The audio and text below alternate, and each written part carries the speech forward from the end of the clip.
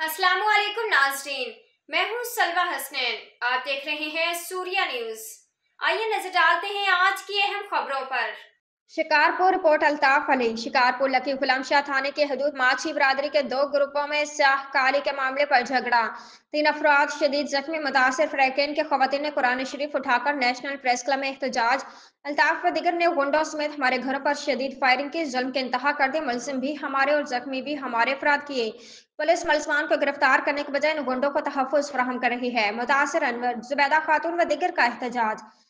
Shikarpur lucky Ghulam Shah थाने के हदूद गांव डनू माछी में माछी कबीले के दो ग्रोहों में स्याहकारी के मामले पर स्याहकारी के इल्जाम वाले फ्रेकेन के अल्ताफ, वहीद अहमद, फरीद अहमद, शहमीर अली, आसिफ अली माछी व दिगर मुसल्ह अफराद ने मुतासर फ्रेकेन अनवर अली माछी के जुबैदा खातून, एजाज खातून और दिगर घरों पर हमला करके हथियारों के मुंह खोल दिए। शदीद फायरिंग जिसके बाद शौकत अली समेत 3 अफराद शदीद जख्मी हो गए हैं।